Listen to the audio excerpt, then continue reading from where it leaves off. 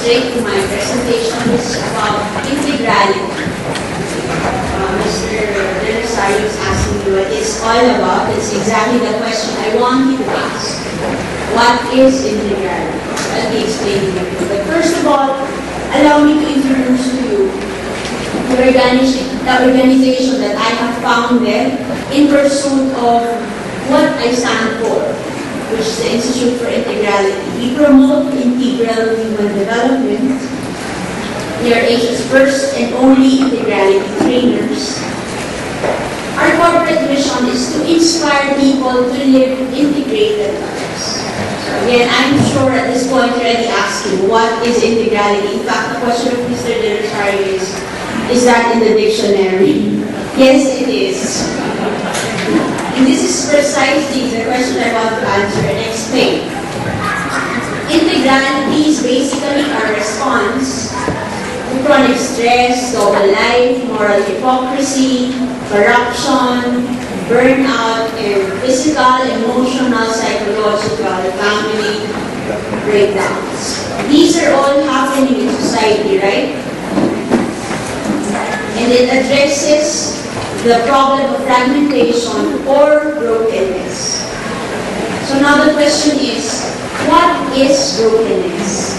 Before talking about integrality, I'd like to explain or expound some more on the notion of brokenness. Brokenness comes in different forms. One is being absent to oneself, being at a loss in oneself, meaning there's a disjoint between who you are and what you present yourself to be. There's a difference between the inner self and the outer self. But this absence to oneself is actually a form of self-deception. What comes out is just a social construction. It's not a reflection of who you are inside, of the inner self. Brokenness is also the absence of role-person merger. It's like, in your professional life, it's just like a role enactment, meaning there could be 2-3 versions of yourself. You have Maria version 1.0, Maria version 2.0, and so on. Such that there is no merger between the role one plays and the person that he really is. And so the person is asking, who am I? Who am I really? So the person could be very much confused. It could also be in the form of the split between the values we profess and our daily lives. It could also be in this form, a compartmentalized life. Okay? This is with lack of moral strength and moral consistency, which are the attributes of a whole person. A person steps in the office is different, and it's different it's totally different from the person outside the organizational boundaries. There's the professional life, the personal life, the social life, the Christian life, at may secret life pa. You know this. So, in this kind of life, a person could be switching off his conscience in some compartments of his life. And so, there are compartmentalizations in a person. There could also be different forms of brokenness within one's professional life. It's being absent oneself within the context of work. Can you relate to any of these? Sometimes, no? Sometimes, right? Also could come in this form. You're overworked, you're underpaid, you're demoralized. This is one form of brokenness as well. If we look deeper into the root causes of these issues, we realize that there are particular challenges in the context of business and society in the last quarter of the century. And these are the signs of the times explained in the first part of this document, the vocation of the business leader. And let me walk you through that, relating it to the brokenness that I have just shown you. First is globalization. Of course, it has brought with it new threats and new opportunities. You have free movement of goods and services. products and services are more affordable to us.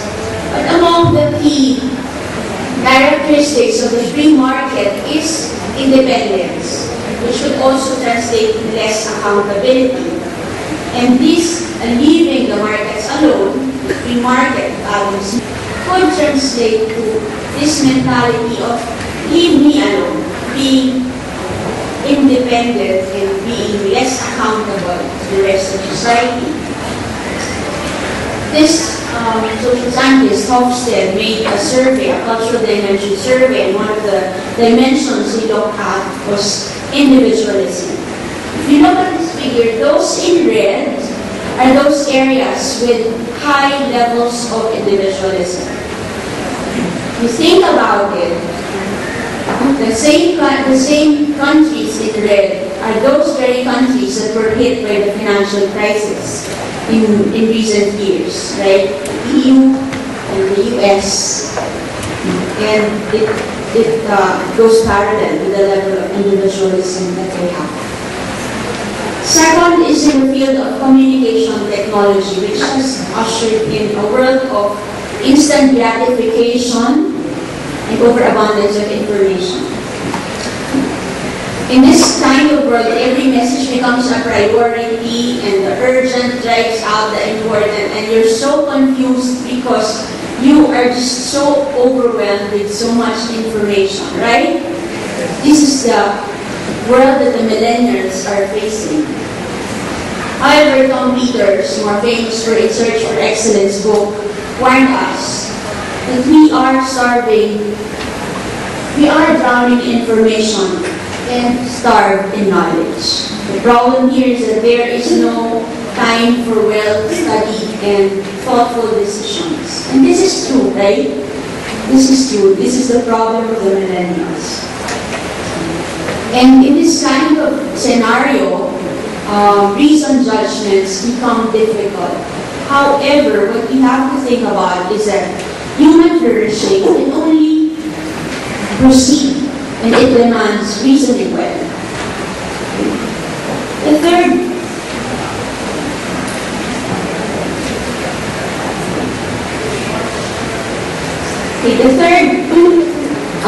challenge presented to us in that document, which could explain the brokenness, is this: the financialization of the economy. And the very symptoms of this are commoditization and short-termism. Commoditization means seeing everything, including people, as commodity. And short-termism is just looking at the short run, regardless of the future consequences of your action. When my professor is here, Dr. Tihanki, showed us this film, Inside Job, in our class, it really kept me thinking. It showed the corruption that happened in the US and the financial markets. It really kept me wondering, how could they have squandered the retirement fund of old people? How could they have thought of getting pinstripe jets? Or how could they go home with billions of dollars of CEOs after their companies were bailed out by the government? What do they need so much money for? Those are the questions that kept ringing in my mind. And I said, this is really the path to slavery. And to me, my interpretation of that title is that it's an inside job because the corruption happened inside a person. And what we see is a phenomenon called pleonexia, or the insatiability for more and more and more and more. I started out in the field of economic analysis, and I was into that for almost 8 years, and I was looking at the different economic crises: the Mexican crisis in the 80s, the Asian crisis, financial crisis in the 90s, and then the US and the EU crisis in the first quarter of the 21st century. And believe me, they boil down to the same causes. And these are the ones I listed: overspending, overborrowing, huge debts, misalignment of funds, generally a crisis of capitalism. The bottom line causes are also the same stories. unhealthy competition, individualism, consumerism, inequality, and greed. And the root of all root causes is values deficit. This explains the crisis of trust, the crisis of inequality, and the crisis of sustainability that we are facing now. Lastly, the challenge of cultural changes, the challenge of individualism, relativism, and utilitarianism. Individualism means that people focus on what works for me, independent of the effects on others. Values are seen as relative and measured by their contribution to the individual, preferences, and business gains. And rights become much more important than duties, and sacrifice for a larger good takes a backseat. Utilitarianism is when you view persons in terms of, in economics, you call utils. It's much like usefulness. I did a content analysis of how training institutions present persons, and these are among the quotes that I got in their promotional materials. More skills, more talents. Your people need to be led to produce the needed results. Skill focus, final destination of talent. But again, kept me wondering, is this all that we are worth? And further, I looked at some learning models, lifelong learning models. And this is one of an author I really like, but I was saddened to see this model of lifelong learning model, which ends in competitive capacity. So I asked myself, is that all I am worth? My competitive capacity. I'm sure you will disagree. You will agree with me that you're worth more than your competitive capacity. In this and many other similar models, human dignity could be missed. But I tell you, here's a fact. Each person is endowed with an irreducible dignity or value. You have an intrinsic value. Each person is a who, not a what, a someone, not a something. And this dignity, you possess it by virtue of being human, by being a person. It's never an achievement, it's never a gift, it can never be lost, forfeited, or taken away from you. It is intrinsic in you. It's regardless of the properties and the circumstances that you have. You enjoy this human dignity. But utilitarianism has made us view persons, the worth of persons as equivalent to their wages, their remuneration, their salary, their output, and the value of the organization equivalent to profit. Again, the question is that all there is to it? Is that the only value of an organization? Profit. Think about it. St. John Paul II courageously faced this battle against utilitarianism. He said, all work is ultimately for the person is not for work. In his book, Love and Responsibility, he explained the meaning of the word to use, of the verb to use, which is to employ some object of action as a means to an end. And he also points out that any person who treats a person as a means to an end does violence to the very essence of the person. And it is true.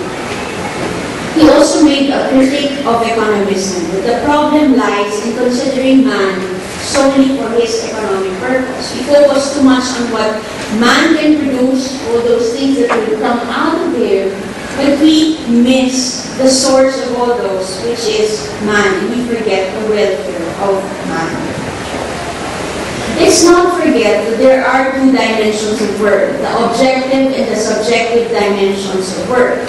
In the objective dimension, you focus on what you are producing, but on the subjective dimension, you focus on what you are becoming, how human dignity is achieved by the subject of work through work. Okay. But what is often missed, sad to say, is the subjective dimension. Sometimes we ourselves forget to consider for ourselves, am I really becoming the person I ought to become?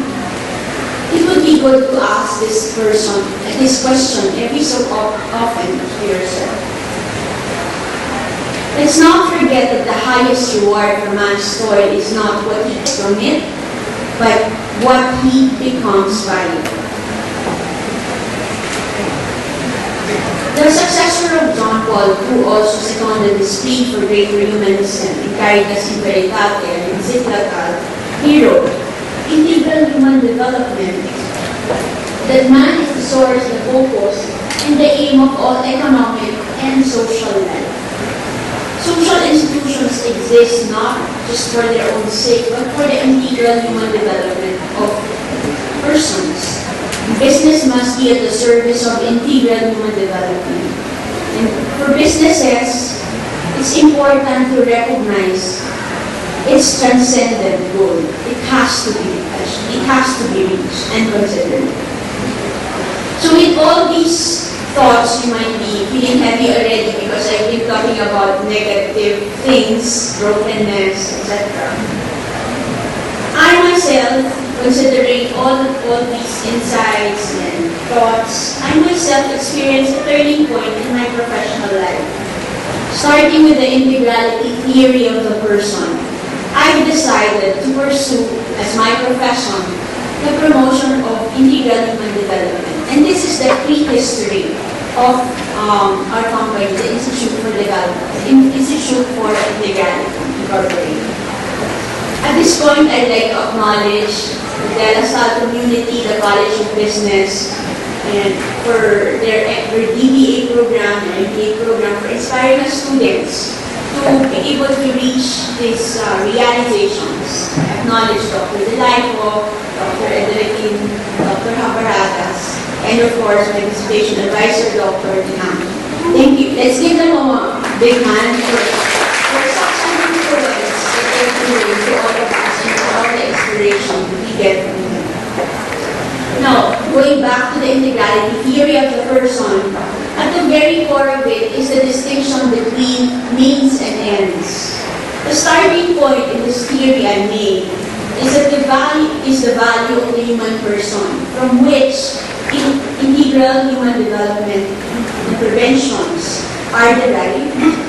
I refuse to use human resource because workers are not resources, and so I prefer human development interventions. And from there, integrality could be achieved. Mediation is created by human development interventions which serve to promote integral human development. And mediating the leadership that understands the notion of integrality will facilitate that process. Let me go through the elements of that model.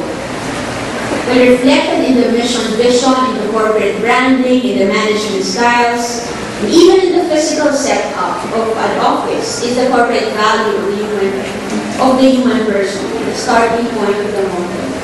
Essentially, what we were advocating in the institute follows what the psychologist David Matheson espoused: the need for organizations to facilitate an environment wherein the total and integrated development of the individual could take place.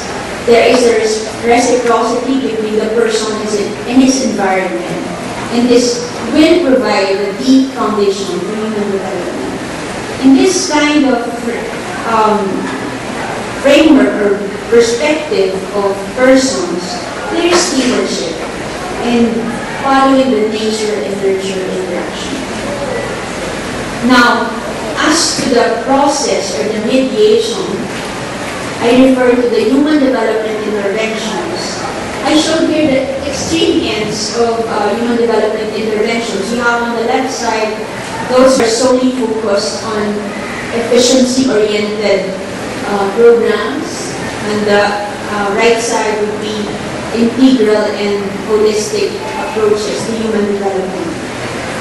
On the leftmost side, could trace it from the time of Taylor and Fayol, 1911, 1937. And sadly, for them, human development is about reaching a state of maximum efficiency. And that's so stressful for the worker, right? Now, in the middle part, you already have people like Drucker and MacGregor, who recognize the other dimensions of man, the need to take care of the whole man, the need to, Drucker pointed out that you don't just hire a hand, you hire an entire person. There's a person that comes with a hand. And so you need a more positive view of man. But even if they recognized the other dimensions of man, it's still not what they espouse. They're not yet complete as to what's ideal in terms of human development interventions. On the right side, the ones who's captured the best approach to human development would be the Catholic social teaching, because it's based on two main pillars: the inviolable dignity of the human person and the transcendent value of moral norms. Catholic social teaching puts all people and the whole person as its main goal, which is precisely what we stand for. And I invite you to also take that stand. Now, zeroing in on integrality, or the dependent variable in my integrality theory of the person, the question, what is integrality? It comes from the word integral, which means possessing everything essential. And it comes from the Latin word integer, and integers pertain to whole numbers, right? Not 1/4, not 0.75, etc., but whole numbers. So it pertains to wholeness. It is the achievement of integral human development, which is defined by Pope Emeritus Benedict as the advancement and growth of every man and of the whole man. In other words, the truth of development consists in its completeness. That is the only time when there is real development. This is because each person is a whole rather than a part. My first venture into promoting integrality consisted of simply this: addressing the full range of needs of people. To me, in the beginning, this was sufficient to promote integral human development: physical, mental, social, emotional, spiritual, etc. But then I realized you can't say that there's wholeness just by having all these. It's not yet complete. Then I added the reason for addressing the full range of needs of the human person, which is the achievement of bottom line objectives. You have their personal enrichment, happiness, fulfillment, purposefulness, and completeness. However, I continued thinking and realized that still something is missing in this framework that I will be following. Because even if, say, for the physical development, even if I spend so many hours in the gym, it doesn't necessarily lead to my fulfillment or purposefulness or mental. Even if one possesses 5 PhDs, it doesn't necessarily translate to happiness. Social, even if you have so many contacts and networks, you're not necessarily complete. Even for spiritual, even if you have read so many spiritual books, doesn't necessarily translate to fulfillment. You see, it's not just a matter of accumulating hours in the gym or PhD degrees or contacts or networks. Life's meaning is not found in accumulation. In between the development and the bottom line objectives, you and I face a battle. Yeah? And this is the battle against our own and society's brokenness, which could make our directions unclear. One can be present and yet absent oneself. One can have 5 PhDs and yet still in search of who she is. There can be a gap between who you are and how you project yourself to be. The question now is, how do you become present to yourself, such that you're able to achieve mastery of yourself and direct yourself to your rightful direction? Now, as I was thinking about this, what's missing in this framework, I found the answer in the principle espoused by St. John Paul II, which is the principle of self-determination. In his book, The Acting Person, he explains that you are the acting person. Nobody else can be held liable for your direction or for your lack of direction. The way to do this is to look into your inner self, which is where that integration has to happen. It is where you collect yourself into a whole. In this process, reflection and consciousness go hand in hand. So I then revised that framework and added what was missing, which is the process of integration. How do you really become a whole person? Okay. So again, let me begin. Integrality presupposes that a person is able to achieve the 5 aspects of integral human development: physical, mental, social, spiritual, and emotional. Now, these aspects of development need to be harmonized in the inner self, which is where integration happens. And integrality is achieved through the inner integration of the person. It's a state wherein the person experiences that he is master of himself, that he is present to himself and not at a loss about himself. There is that self-presence which was lacking a while ago when I presented brokenness. There is that self-presence through the use of man's power, which are two, basically, the intellect and the will, alongside emotions in the body. We have to use these powers that we have in a conscious and purposeful manner through reflection, given any context, because reflection empowers the intellect to connect all the things that you will be presented later on, all the things that you're studying, scientific, technological, economic, business, and social, political insights, to answer the question, what is my purpose in this world? And how do I align all these insights so that they are positioned towards that achievement of my purpose? Then in terms of the will, reflection will also help us to want the good, tap our creativity, to direct ourselves to the good, and to foster that dominion over our actions. And so it will answer the question, how will I carry out my purpose in the world? How will I make that possible? All these will make a person into an insightful, reflective, self-mastered, and integrated person. So with that, I was able to tell myself that completes my model of integration. I have a version of that, visual version of that. On the left side, you have a person who is able to gather the 5 aspects of development, but still that those are still outside him. And then in the middle, you have a person who is able to integrate in his inner self everything towards his purpose through the use of his human powers of intellect and the will.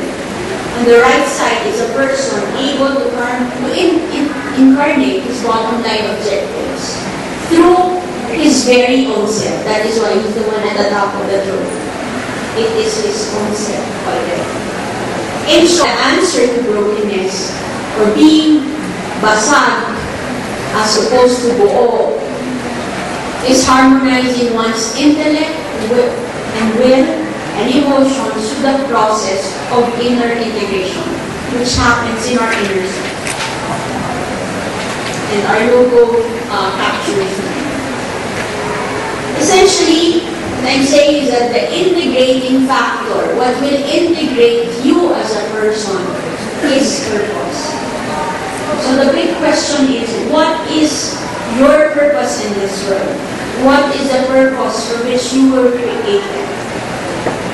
I invite you to take time in this wonderful city of Baguio to think about this question. What is my purpose? Which is also about defining your mission. When you do strategic planning, this is usually the starting point. You define the mission. What is your core purpose? Why do you exist? What is the reason for your being? See, this eagle, for example, it is meant to soar. It is its reason for being. Or imagine Rapunzel, if she is bald. Imagine Rapunzel bald. She loses the essence of being Rapunzel, right? So, did I drive on the corner? Yes. You might tell me, Miss Cristino, speed naman yung mga sinasabi mo.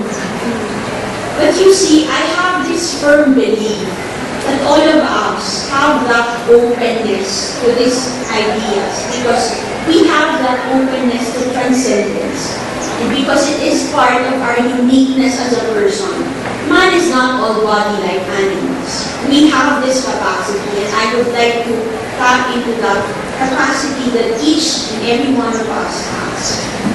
And this has been recognized in different fields. Abraham Maslow, for example, in his later years, criticized his own model, wherein he just provided 5 basic needs. In his later years, he expanded it from 5 to 8 to include at the top transcendence needs. So this is a new version.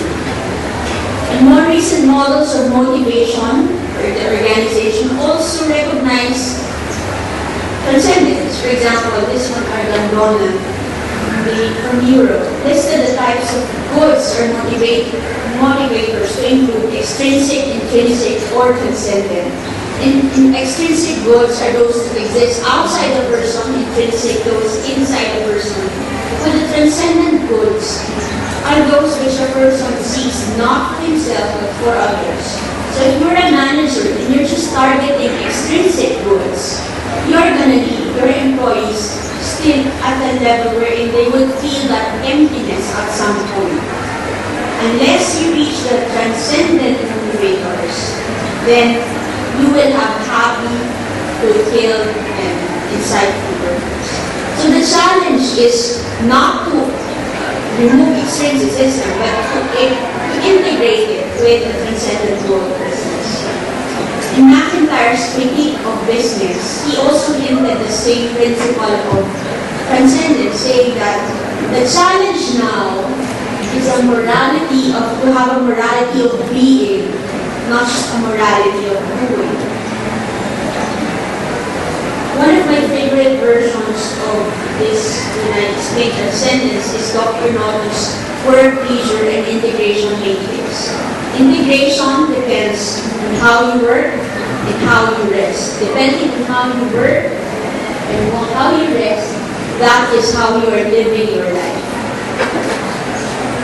At the first level, if you see work as a job where it's just about getting your salary, your dream car, your benefits, it will be so tiring that rest is just about amusement. You just want to forget the difficulties of work. So you have comfort food, YouTube, just forgetting, just to forget.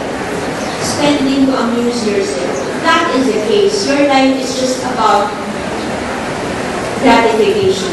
If that is the case, you will be left still empty at that level.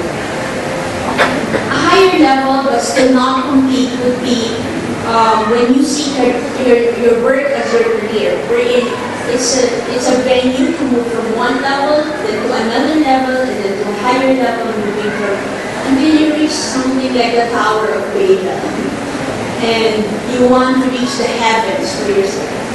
In this case, rest would be for you something that is useful, some utility, what is useful for you would be rest. In this case, if this is the kind of framework or perspective that you will adopt for your life, will be left empty as well, because life will just be about achievement.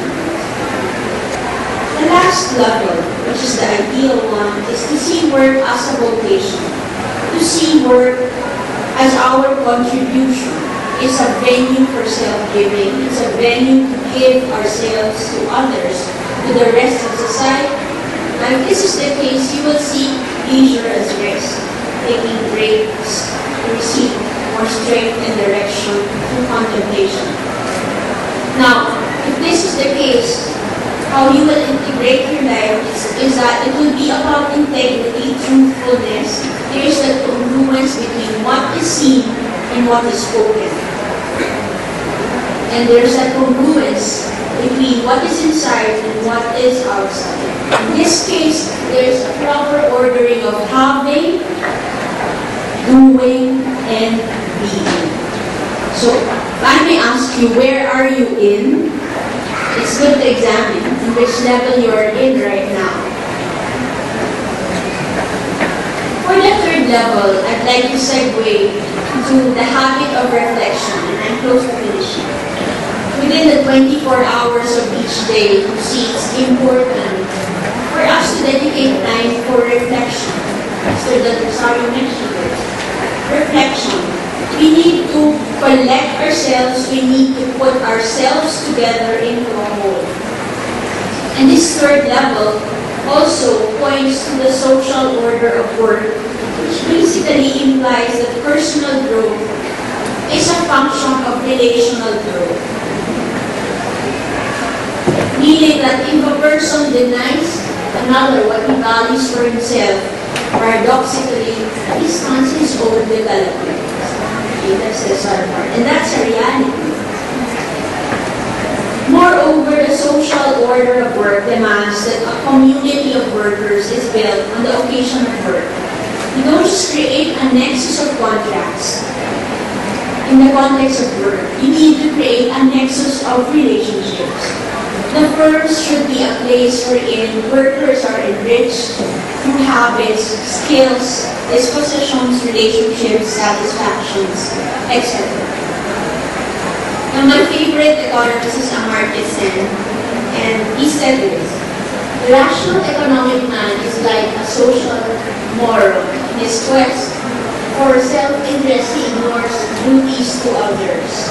So, the call now is for us to move from being just homo economicus to becoming homo solidarius, meaning to outgrow that homo economicus, just focusing on what is economic, material, to being people who promote solidarity, applying the golden rule to economic decision making. Now, the big challenge is ultimately the integrality of the gift of self, because wholeness is only achieved within the context of gift. You cannot achieve wholeness without giving yourself to others. It is the logic of gift which serves as the agent of integration that will bring about the new humanistic synthesis for the markets, the state, and civil society, and this is the model presented in Grasso. It is, what I'm saying is that it is selfless, self-preservation, not selfish, self-destruction, which will bring about integrality.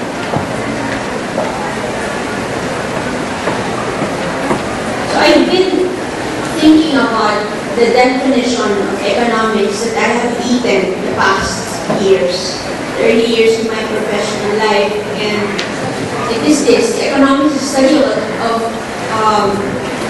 it's the study of alternative uses for alternative wants. It's a study of the allocation of scarce resources for alternative uses and to satisfy alternative wants. Yeah. So scarcity is very much stated as a given. which makes it easy to succumb to competition, individualism, short-termism, all the negative isms, right? However, I started to think, why did we just accept that definition wherein scarcity is the given? Why can't we start at abundance? And with this logic of gift, abundance of creation can become a shared vision, not scarcity as a common problem. And so, I end by inviting you to foster and build a culture of abundance through integrality. Thank you very much.